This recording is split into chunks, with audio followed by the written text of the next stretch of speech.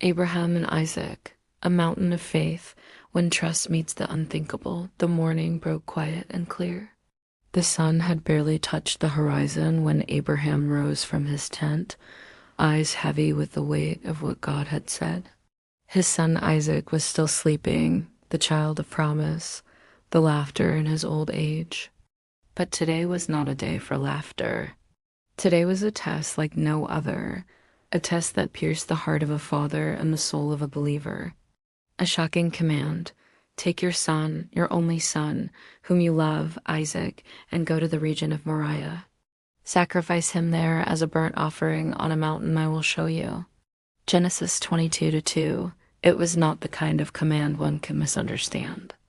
There were no metaphors or hidden meanings. God had spoken clearly and directly. Isaac, Abraham's miracle child, the one he had waited for his whole life, the very fulfillment of God's covenant, was now to be given back, not in celebration, but in sacrifice. There is no record of Abraham protesting, no argument like the one he made for Sodom, only silence and action. The journey to Moriah. Abraham saddled his donkey, took 2 servants and Isaac, and began the 3-day journey to the region of Moriah. Each step was a step deeper into mystery, into obedience, into trust that defied comprehension. The silence of the road must have been deafening. Perhaps Isaac skipped ahead, unaware, asking innocent questions.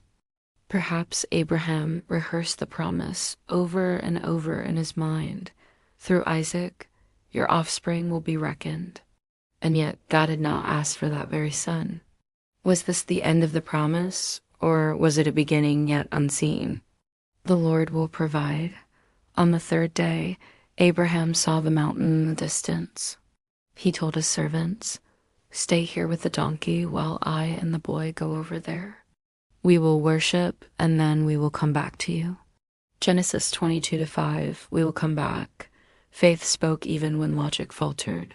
Somehow, Abraham believed God would make a way, even if it meant raising Isaac from the dead. He placed the wood of the burnt offering on Isaac's back and took fire and knife in his own hands. Together, they climbed. "Father," Isaac said, "the fire and wood are here, but where is the lamb for the burnt offering?"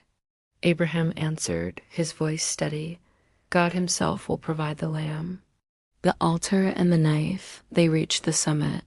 Abraham built an altar, arranged the wood, and then bound Isaac. The text offers no words from the boy, no struggle.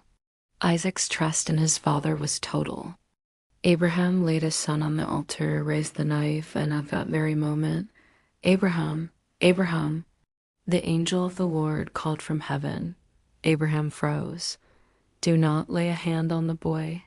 Do not do anything to him.